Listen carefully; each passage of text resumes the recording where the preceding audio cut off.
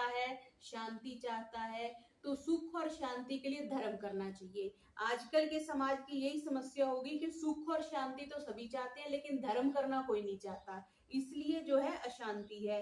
तो महर्षि ने फिर अंतिम श्लोक में ये कहा था कि हर कोई व्यक्ति जब अंत समय आता है तो इवन शरीर भी हमारा छूट जाता है, सिर्फ एक धर्म ही है जो हमारा संगी होता है। धर्मस्थ मनुगच्छति, सिर्फ धर्म ही हमारे साथ जाता है, बाकी सब तो यही रह जाता है। यहाँ पे कल हमने समापन किया था, तो आज उसी संदर्भ में थोड़ा आगे चलते हैं। तो महर्षि क्या बता रहे हैं, प्रथम श्लोक के अंत में कह रहे हैं, धर्मेन ही सहायन तमस्तरति दुस्तरम, उस हेतु से परलोक, परलोक तो होना ही है, पुनर्जन्म को मानते ही हैं, उस हेतु से परलोक अर्थात पर जन्म में सुख और इस जन्म के सहायतार्थ नित्य धर्म का संचय धीरे धीरे करता जाए। एकदम से नहीं होता कि एकदम से बड़े बड़े भंडारे कर दिए, मंदिर बनवा दिए, धर्मशाला बनवा दिए, एकदम से नहीं होता। वो लोग धीरे धीरे पहले छोटे छोटे प्रोजेक्ट धर्म के लेते हैं, फिर धीरे उनका कुछ बड़ा प्रोजेक्ट ले लेते हैं। तो महर्षि का क्या शब्द है, नित्य धर्म का, नित्य मीन्स प्रतिदिन धर्म का संचय धीरे धीरे करता जाए, क्योंकि धर्म ही के सहाय से क्या होता है, बड़े बड़े दुस्तर और दुख सागर को हम तार सकते हैं, तर सकते हैं।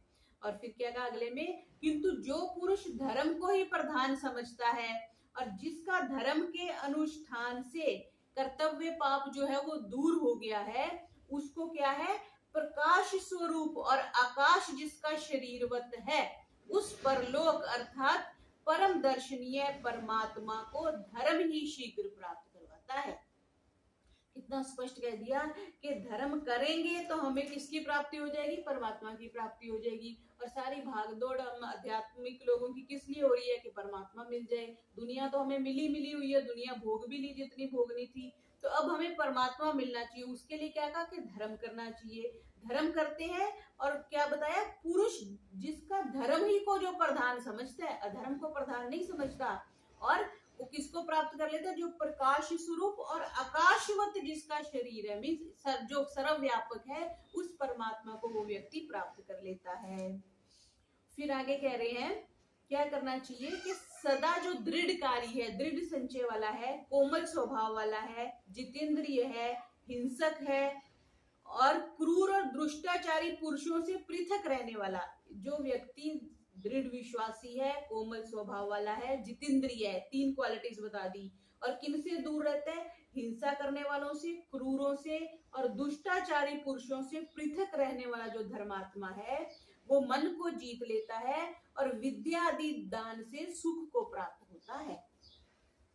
और उस ये तो पीछे आ ही गया था कि सबसे बड़ा जो दान है वो विद्या का दान है। परंतु यह भी ध्यान रखें कि जिस वाणी में सब अर्थ अर्थात व्यवहार निश्चित है, वह वाणी ही उनका मूल, और वाणी से ही सब व्यवहार सिद्ध होते हैं। बोलना तो पड़ेगा ना, दुकान पे जा रहे हैं तो बोलना पड़ेगा, ये इतने पैसे का ये सामान दे दो, ये करो, तो वाणी से सारे व्यवहार है। अगर वाणी शुद्ध और मृदु नहीं है तो सब गड़बड़ हो जाएगी। इसलिए बोला मूल वाणी से ही सब व्यवहार सिद्ध होते हैं। और उस वाणी को जो छोड़ता है और जो मीन्स मिथ्या भाषण करता है, जो व्यक्ति झूठ बोलता है, वह सब चोरी आदि पापों का करने वाला है। जिसने वाणी की चोरी, वो कहते हैं जिसको झूठ बोलने की आदत है ना, वो कोई भी पाप कर लेगा, क्योंकि उसने पाप करके झूठ बोल देना और बात खत्म हो जानी है। तो इसलिए सबसे पहले हमारे बुजुर्ग भी यही कहते थे कि झूठ नहीं बोलना, जो मर्जी होता रहे जीवन में, झूठ नहीं बोलना, बाकी सब करते रहो। अब झूठ नहीं बोलना तो हम ना चोरी कर सकते हैं, ना ठगी मार सकते हैं, ना पेपर देके हैं तो नकल कर सकते हैं, कुछ भी गलत काम नहीं कर सकते, क्योंकि झूठ तो बोलना नहीं है। तो बस एक पॉइंट महर्षि भी बार बार ये पकड़ा हुआ है कि सत्य का आचरण करो। इसलिए मिथ्या भाषण आदि अधर्म रूप को छोड़ करके जो धर्माचार अर्थात ब्रह्मचर्य, जितेंद्रता से पूर्ण आयु और धर्माचार से उत्तम प्रजा और अक्षय धन को प्राप्त होता है, और जो धर्माचार में वर्तकर दुष्ट लक्षणों का नाश करते, दुष्ट लक्षण कौन से हो गए, अधर्माचार करना, बुरा व्यवहार करना, उनका नाश करता है, उसके आचरण को सदा किया करे। विद्यार्थी जो है किसका पालन करे, जो गुरु जो आचार्य ऐसे व्यक्ति है उसका पालन करना चाहिए। और मुख्यतः यहाँ पे कहा कि अधर्म का पालन छोड़ करके धर्म का पालन करना चाहिए और सत्यवादी होना चाहिए। दुराचारो हि पुरुषो लोके भवति निंदितः दुख भागी च सततम व्याधितो अल्पायुरेव च।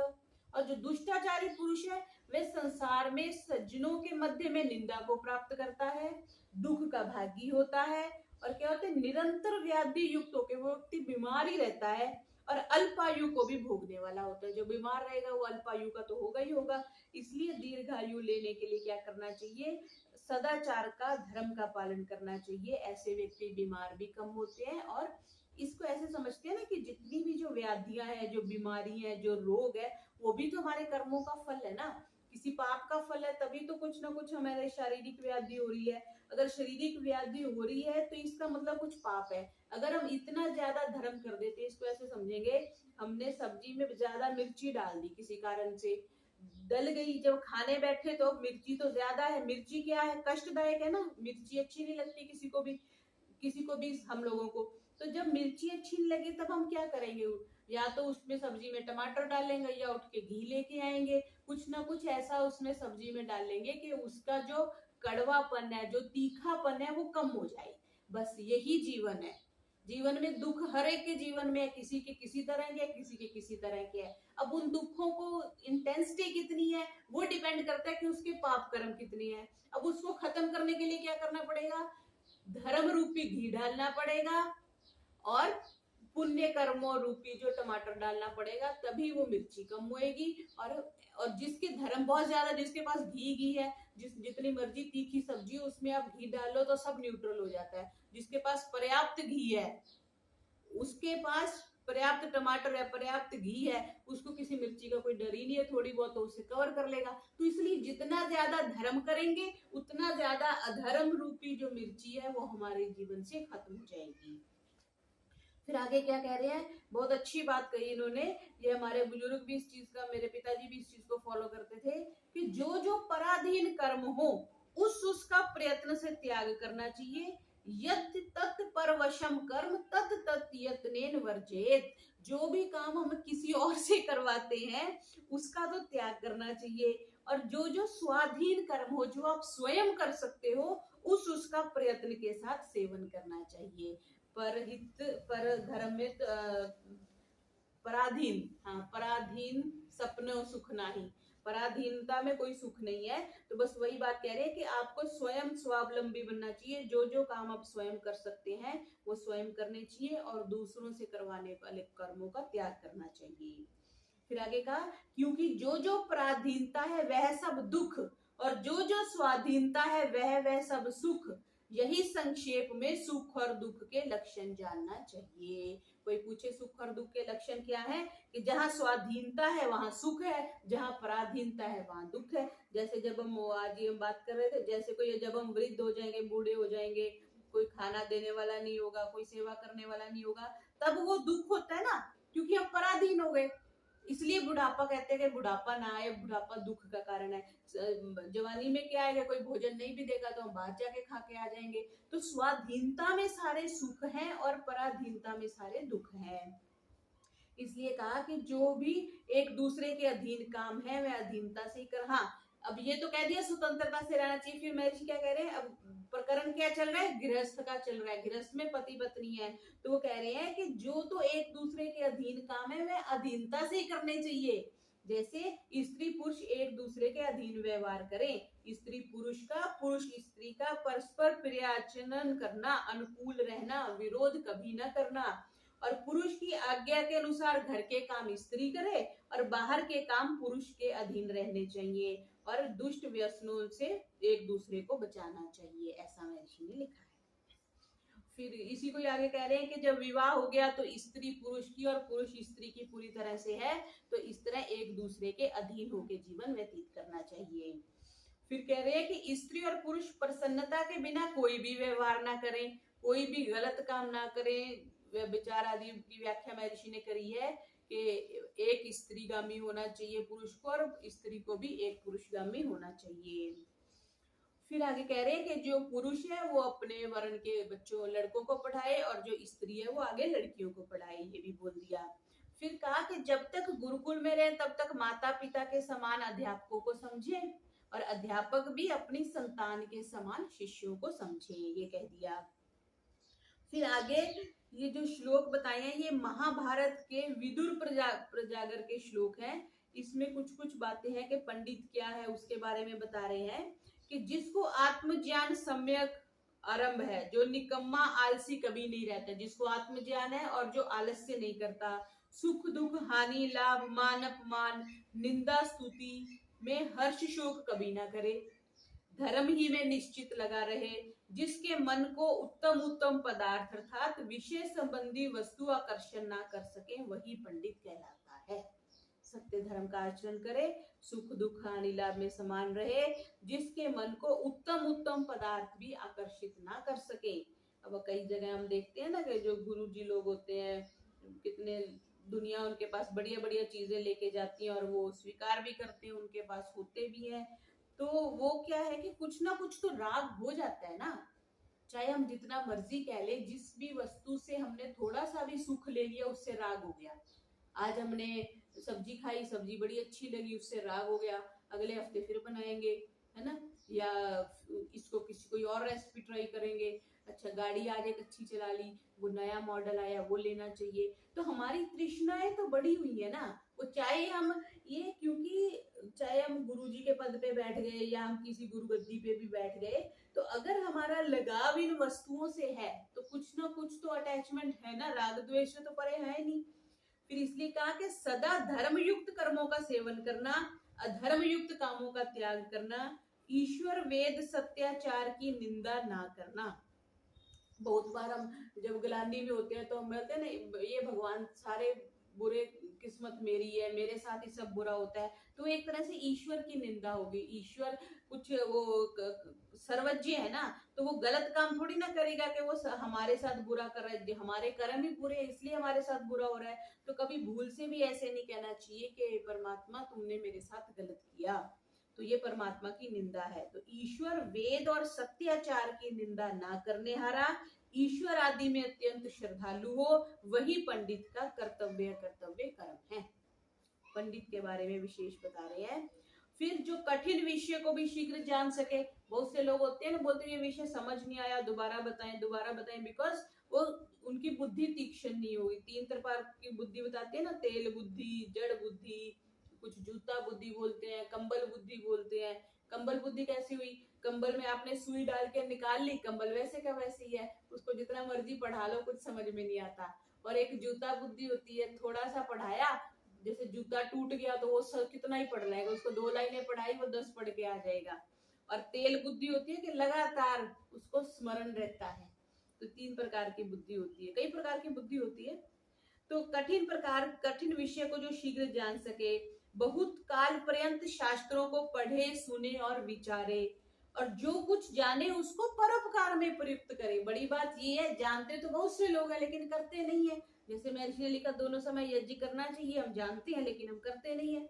तो जो कुछ जाने उसको परोपकार में प्रयुक्त भी करे, अपने स्वार्थ के लिए कोई काम ना करे कि मेरा लाभ हो जाए। बिना पूछे बिना योग्य समय जाने, दूसरे के अर्थ में सम्मति ना दे, दूसरे की वस्तु लेने की इच्छा ना रखे, यही प्रथम प्रज्ञान पंडित को होना चाहिए। तो चौथे श्लोक में क्या कह रहे हैं कि जो प्राप्ति के अयोग्य की इच्छा कभी ना करे, वो योग्य तो है नहीं इस चीज के लेकिन हम वो पाना चाहते हैं। नष्ट हुए पदार्थ पर शोक ना करे, जो चीज नष्ट हो गई उसको बैठ के रोने का कोई मतलब नहीं है।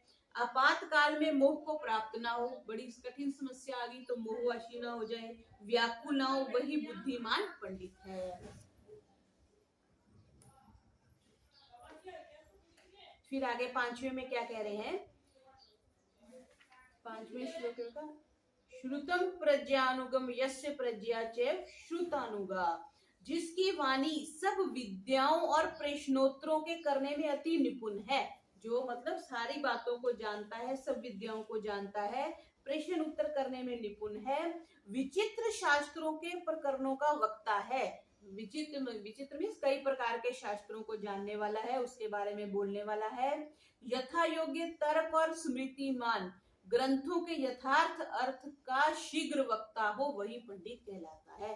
तो इसका मतलब यहाँ पे महर्षि बोलने की बात भी कर रहे हैं कि वक्ता होना चाहिए। एक तो ज्ञान हो गया, लेकिन उस ज्ञान को दूसरों को बताना भी आना चाहिए।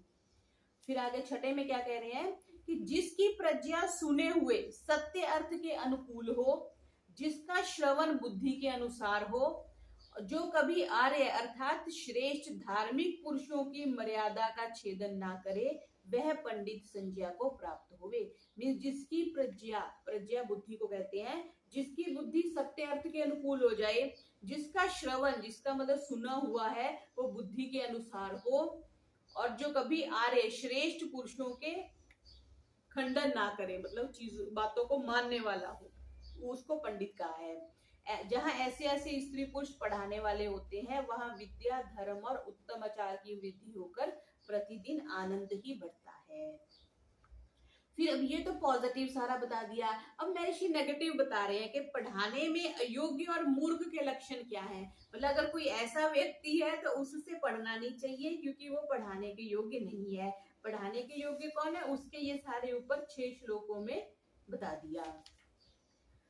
अश्रुतश्च, जो सुनता ही नहीं है, जिसने शास्त्र ना कभी पढ़ा है ना सुना है। अतीव घमंडी है, घमंड हम समझते हैं दरिद्र होकर बड़े बड़े मनोरथ करने वाला, बैठे बैठे बड़ा सा आश्रम बनाएंगे, बड़ी सी बिल्डिंग बनाएंगे, ऐसा व्यक्ति। बिना काम के पदार्थों की प्राप्ति की इच्छा करने वाला, पुरुषार्थ जो नहीं करता है, उसी को बुद्धिमान लोग मूढ़ कहते हैं। तो वो पढ़ाने के योग्य भी नहीं है और उसको मूर्ख कहते हैं।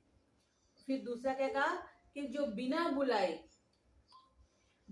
बुलाए सभा में या किसी के घर में प्रविष्ट हो जाए, उच्च आसन पर बैठना चाहे, ऊंचे आसन पर बैठ जाए, बिना पूछे सभा में बहुत सा बके, बहुत सा बात करने लग जाए, विश्वास के अयोग्य वस्तु और मनुष्य में भी, जो तो वस्तु विश्वास के लायक नहीं है और जो मनुष्य विश्वास के लायक नहीं है उस पर विश्वास करे, वह सब मनुष्यों में नीच मनुष्य कहलाता है। ये उसकी क्वालिटीज बता दी। क्वालिटीज मीन नेगेटिव क्वालिटीज बता दी कि किसी घर में बिना बताए चले जाना, ऊंचे आसन पर बैठ जाना, और जिस पे विश्वास नहीं करना, चाहे वो वस्तु है, जैसे बम पड़ा है, बम जाके आप छेड़ने लग जाओ तो हानि हो जाएगी ना। तो किसी भी वस्तु और मनुष्य पे विश्वास कर ले, वह मूढ़ व्यक्ति कहा गया है। जहाँ ऐसे पुरुष अध्यापक, उपदेशक, गुरु माननीय होते हैं, वहां क्या हो जाएगा जी, विपरीत हो जाएगा। अविद्या हो जाएगी, अधर्म हो जाएगा, असभ्यता हो जाएगी, कलह हो जाएगी, विरोध और फूट बढ़ बढ़ के दुख ही बढ़ता है, जहां पर ऐसे मूर्ख लोग रहते हैं।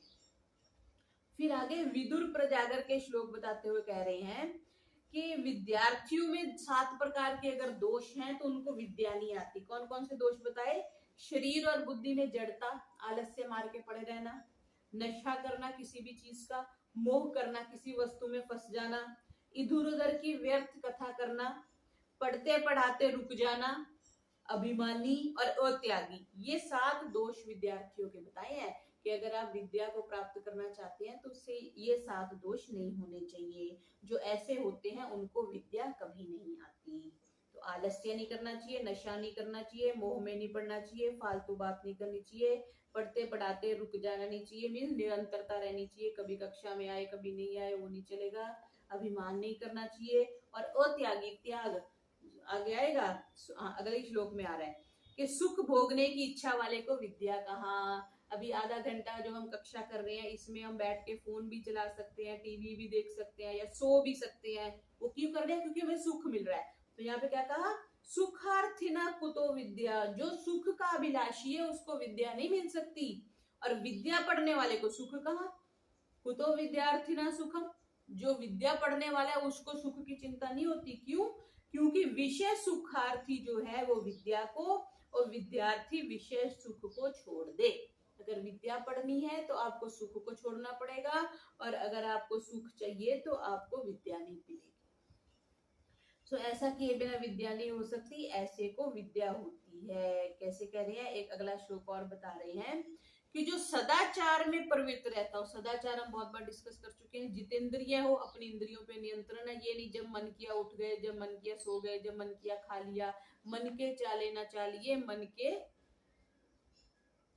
विचार हजार, कुछ ऐसा कहते हैं, पल पल में मन बिगड़ता है, तो उसके पीछे नहीं चलना चाहिए। और जिनका वीर्य अधस स्खलित ना हो, उनका ब्रह्मचर्य सच्चा, और वे ही विद्वान होते हैं। इसलिए शुभ लक्षण युक्त अध्यापक और विद्यार्थियों को होना चाहिए। ये विद्यार्थियों के और अध्यापकों के लक्षण बता दिए कि ऐसे होने चाहिए। और फिर क्या कहा, अध्यापक लोग ऐसा यत्न करें जिससे विद्यार्थी लोग कैसे कैसे बने। सबसे पहले सत्यवादी, सत्य बोलने वाला बने, सत्य को मानने वाला बने, सत्यकारी सभ्यता वाला बने, जितेंद्रिय हो, सुशीलता, शुभ गुण युक्त शरीर हो उसका, आत्मा का पूर्ण बल बढ़ा के समग्र वेद आदि शास्त्रों में विद्वान हो, ऐसा जो है विद्यार्थी बनना चाहिए। सदा उनकी कुचेष्टा छुड़ाने में, जो बुरी आदतें हैं उसको छुड़ाने में और विद्या बढ़ाने में चेष्टा किया करें और पढ़ाने की कोशिश किया करें। और विद्यार्थी लोग कैसे हो, सदा जितेंद्रिय, शांत, पढ़ने हारों में प्रेम, विचारशील और परिश्रमी होकर ऐसा पुरुषार्थ करें जिससे क्या प्राप्त हो, पूर्ण विद्या। महर्षि ने थोड़ी विद्या नहीं कही, पूर्ण विद्या, सारी विद्या आ जाए, पूर्ण आयु हो जाए, परिपूर्ण धर्म हो जाए और पुरुषार्थ करना आ जाए। ये जो है ब्राह्मण वर्णों के काम है, क्षत्रियों का कर्म राजधर्म में कहीं। ब्राह्मण को तो विद्या चाहिए ना, तो अध्यापकों के भी गुण बता दिए और विद्यार्थियों को भी बता दिए। और किसके लिए प्रयास करना चाहिए, पूर्ण विद्या को प्राप्त करने के लिए प्रयास करना चाहिए। ये नहीं कि चलो बस जितना समझ में आ गया बस बहुत है, बाकी छोड़ो, आगे देखेंगे। आगे क्या पता, आगे समय कहाँ है। अभी तो जो भी अभी 40 जिसने क्रॉस कर लिया, इसका मतलब उसकी ढलान शुरू हो गई है। अब तो उल्टी गिनती शुरू हो गई, अब दोबारा कभी समय नहीं आएगा पढ़ने का। इसलिए दुनियादारी तो ऐसे ही चलती रहेगी, थोड़ा सा समय निकाल के हमें पढ़ लेना चाहिए, क्योंकि पूर्ण विद्या और फिर पूर्ण आयु और परिपूर्ण धर्म और पुरुषार्थ करना आ जाए, यही ब्राह्मणों के कार्य हैं। फिर वैश्यों के बता रहे हैं, वैश्य जो व्यापार करते हैं, जो बिजनेस क्लास है। ब्रह्मचारी आदि से वेद विद्या पढ़ विवाह करके नाना देशों की भाषा, ये देखो महर्षि कह रहे हैं नाना देशों की भाषा सीखें, नाना प्रकार के व्यापार की रीति सीखें, कैसे कैसे व्यापार किया जाना चाहिए, उनके भाव जानना, बेचना, खरीदना, द्वीपांतर में आना जाना, मतलब फॉरेन भी आना जाना चाहिए व्यापारी को। लाभ अर्थ काम को आरंभ करना, कोई भी काम करेंगे तो लाभ के लिए करेंगे। पशुपालन करना, खेती की उन्नति में चतुराई करनी करानी, धन को बढ़ाना, विद्या और धर्म की उन्नति में व्यय करना। महर्षि ने बोला पैसा तो कमाओ लेकिन खर्चो कहांगे, धर्म की और विद्या की उन्नति में खर्च करना चाहिए। सत्यवादी, निष्कपटी होकर सत्यता से सब व्यापार करना। अब ये तो बहुत कठिन है, ये बहुत से व्यापारी बोलते हैं कि सत्य से तो व्यापार चलता ही नहीं है। सब वस्तुओं की रक्षा ऐसी करनी जिससे कोई नष्ट ना होने पावे, ये वैश्य के धर्म है। ऐसे बताते हैं वैसे कि कई जगह ऐसा होता है कि जैसे वो जहाँ पर वो शनि महाराज जी का मंदिर है, कह रहे हैं उस गांव में ताला नहीं कोई लगाता, क्योंकि वहां कोई चोरी नहीं कर सकता, कोई ऐसी वहां पे शक्ति है। तो ऐसे कहते हैं कि एक व्यक्ति था, उसकी माता जी बड़ी बीमार रहती थी, तो अब माता जी की सेवा करे या वो सब्जी की रेडी लगाए। तो फिर एक दिन उसकी माता जी ने कहा कि उसने बेटे ने कहा कि माता जी मैं काम नहीं करूंगा तो दवा के लिए पैसे कहाँ से आएंगे। तो माता ने कहा कि तुम ऐसे अपनी रेडी पे लिख के लगा दो कि इतने इतने का फल है, इतने की सब्जी है, और रख दो, और वहां पे लिख दो कि माता जी घर में बीमार है, मैं उनकी सेवा में हूँ। तो व्यक्ति ऐसा ही करता है, कहते हैं ऐसी कि ये सच्ची बात है। तो उसने ऐसे रेडी पे लिख के लगा दिया, वहां डिब्बा रख दिया और फल सब्जी रख के आ जाता था, और शाम को जाके देखता था एग्जैक्ट जितने पैसे हुए होते थे सब्जी के फल के उसमें पड़े रहते थे, उसको मिल जाते थे। तो ऐसी भी ईमानदारी होनी चाहिए कि हाँ सत्यता से सब व्यापार करना चाहिए, यथा संभव। अगर 100% सत्यता से नहीं भी कर सकते, जितना करना हो सके हमें करना चाहिए।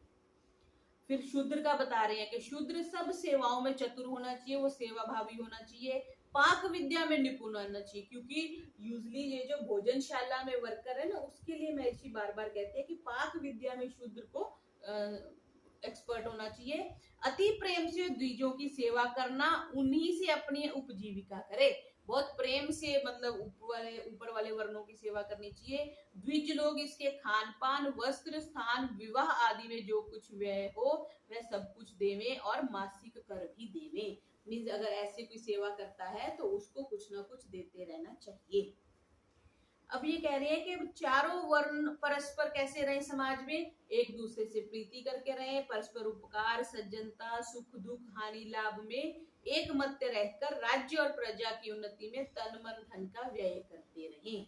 ये चारों वर्ण मतलब आपस में मिलजुल के रहे, ब्राह्मण, क्षत्रिय, वैश्य और शूद्र। फिर आगे मनुस्मृति का श्लोक दे रहे हैं। इसमें क्या कह रहे हैं कि अब क्योंकि गृहस्थ आश्रम का प्रकरण चल रहा है ना, तो उसमें बता रहे हैं कि मद्य, शराब पीना, भांग आदि मादक द्रव्यों का पीना, दुष्ट पुरुषों का संग, पति वियोग और अकेले जहां तहां व्यर्थ पखंडी फिरते रहे और इधर उधर जाके निवास करना, ये स्त्री को दूषित करने वाले दुर्गुण हैं और ये पुरुषों के भी हैं। सो पति और स्त्री का वियोग दो प्रकार से होता है। कहीं तो कार्य मतलब फॉरेन में जैसे आजकल लोग चले जाते हैं तो पति कमाने चला गया। दूसरा वियोग होता है मृत्यु से वियोग होना। इनमें से प्रथम का उपाय यह है कि दूर देश में यात्रार्थ जावे तो स्त्री को भी साथ ले जावे। महर्षि ने ये लिखा है। इसका प्रयोजन यह है कि बहुत समय तक वियोग ना रहना चाहिए। अब ये जो आगे प्रकरण चल रहा है ये पति पत्नी के संबंधों के बारे में, इसको थोड़ा देख लेते हैं। वैसे तो कि स्त्री और पुरुष का बहु विवाह होना चाहिए, मतलब 2-3 बार विवाह होना चाहिए कि नहीं, तो महर्षि कह रहे नहीं, एक ही विवाह महर्षि सम्मत है। फिर कह रहे कि समय अंतर में अनेक विवाह होने चाहिए, मतलब युगपत तो नहीं होनी चाहिए, मतलब इकट्ठे ही 2 विवाह, 2 लड़कियों से विवाह कर ले, ऐसे नहीं होना चाहिए। और समय अंतर में अनेक विवाह होने चाहिए। तो महर्षि कह रहे हैं कि हाँ, जिस स्त्री पुरुष का पानी ग्रहण मात्र संस्कार हुआ और संयोग ना हुआ हो, ऐसे व्यक्ति का दोबारा विवाह किया जा सकता है। और लेकिन अगर संयोग हो गया तो उसके बाद पुनर्विवाह नहीं होना चाहिए, ऐसा वेद सम्मत है। पुनर्विवाह में क्या दोष है? तो ये कह रहे हैं कि ये पूर्व पक्षी का है कि ऐसा करने से क्या है कि अनेक विवाह कभी नहीं होने चाहिए द्विजों में। ऐसी बात अगर महर्षि कहते हैं तो ये कहते हैं कि कुल नष्ट हो जाएगा। क्यों? स्त्री पुरुष में अगर प्रेम आपस में नहीं रहेगा तो क्या होगा? पुरुष को स्त्री और स्त्री को पुरुष को छोड़कर दूसरे संबंध कर ले। जैसे आजकल समाज में ऐसे ही हो रहा है ना, एक को छोड़ा दूसरे को पकड़ा, ऐसे ऐसे व्यभिचार टाइप हो रहा है। तो महर्षि कह रहे हैं कि स्त्री का भी एक ही विवाह होना चाहिए, पुरुष का भी एक ही होना चाहिए। अगर बहु विवाह की हम सम्मति देते हैं, मीन्स इसको छोड़ के तो दूसरा विवाह कर लो, तो आज 10 साल बाद कोई और, 5 साल बाद कोई और पसंद आ गया, 10 साल बाद कोई और पसंद आ गया, तो बहु विवाह हो गया ना, उसका निषेध कर रहे हैं। ठीक है जी। और फिर ये कह रहे हैं कि अगर ऐसा बहुविवाह करेंगे तो क्या हो जाएगा? स्त्री क्या करेगी? उधर से भी धन लेके फिर आगे चलेगी, फिर आगे चलेगी, जैसे समाज में होता है। तो उसके लिए ऐसा बुरी रीति आ जाएगी, इसलिए मना कर रहे हैं कि पतिव्रत और स्त्री धर्म नष्ट हो जाएगा। इसलिए द्विजों में पुनर्विवाह या अनेक विवाह कभी नहीं होने चाहिए। बस विवाह एक ही बार होना चाहिए। अगर किसी की मृत्यु हो जाती है या कुछ और हो जाता है तो उसकी अलग व्यवस्था महर्षि बता रहे हैं। फिर अब कह रहे हैं कि जब वंश उच्छेदन हो गया तब भी उसका कुल नष्ट हो जाएगा। और उससे क्या हो जाएगा कि गर्भपात आदि जो दुष्ट कर्म होने लग जाएंगे अगर बहु विवाह हम अलाउ करेंगे तो महर्षि कह रहे हैं कि नहीं, जो स्त्री पुरुष ब्रह्मचर्य में स्थिर रहना चाहे तो कोई भी उपद्रव नहीं होगा। अगर किसी के अगर पति की मृत्यु हो गई या किसी की पत्नी की मृत्यु हो गई तो कुल की परंपरा रखने के लिए किसी को गोद ले सकते हैं, तो उससे व्यभिचार नहीं होगा। और जो ब्रह्मचर्य ना रख सके तो नियोग करके संतान उत्पत्ति कर ले। इस पे बहुत से लोग क्वेश्चन उठाते हैं कि महर्षि ने नियोग का संपादन किया है।